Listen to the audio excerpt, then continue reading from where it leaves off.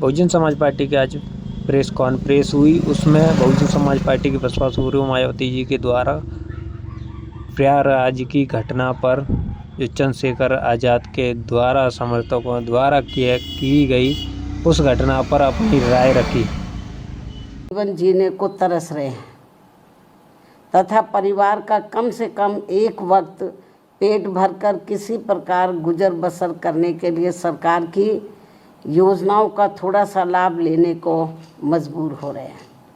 यही कारण है कि देश की आबादी में से लगभग 95 करोड़ लोग सरकार की कम से कम किसी एक सामाजिक कल्याण योजना का लाभार्थी बनने को मजबूर हुए हैं, जिससे ऐसे लाचार में मजबूर लोगों की संख्या अब बढ़ते बढ़ते वर्तमान वर्ष सन 2025 में लगभग 64.3% तक पहुंच गई है, जबकि सन 2016 में ये संख्या करीब 22% ही थी।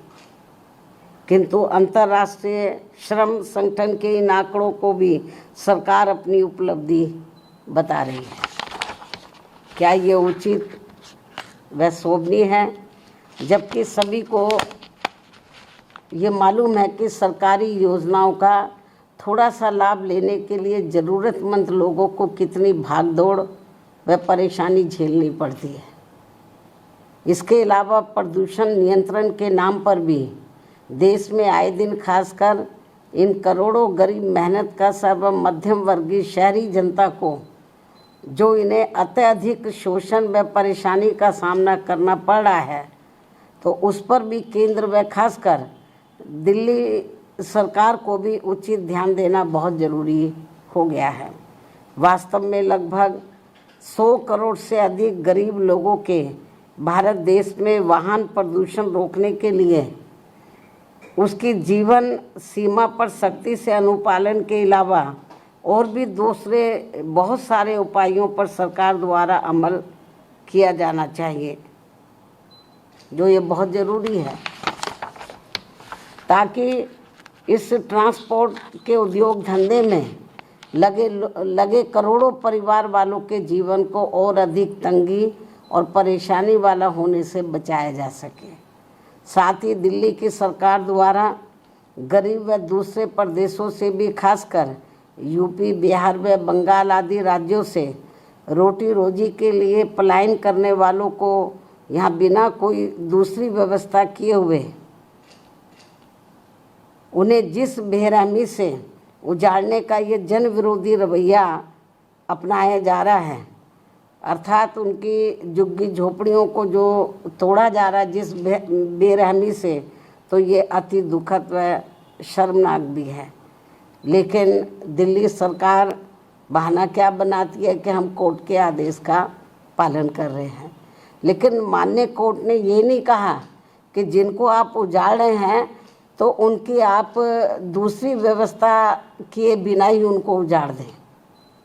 कोर्ट ने ज़रूर कहा है कि आप इनको हटाइए, लेकिन कोर्ट ने ये नहीं कहा कि आप इनके लिए दूसरी व्यवस्था ना करें।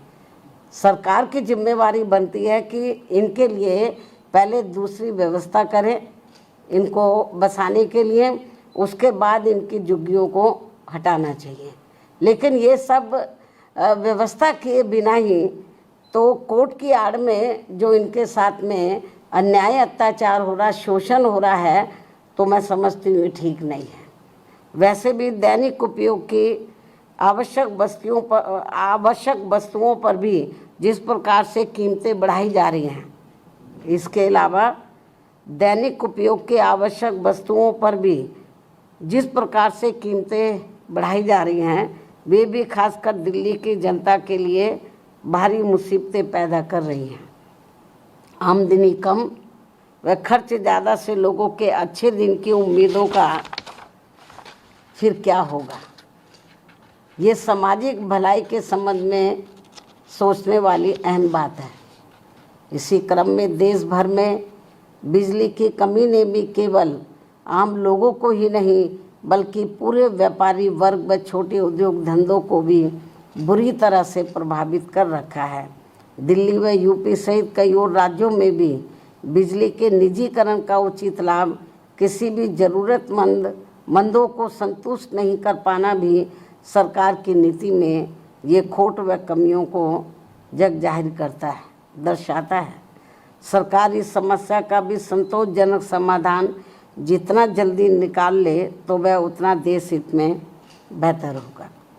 अब मैं अंत में अपनी बात यहीं समाप्त करती हूँ। धन्यवाद। जय भीम व जय भारत।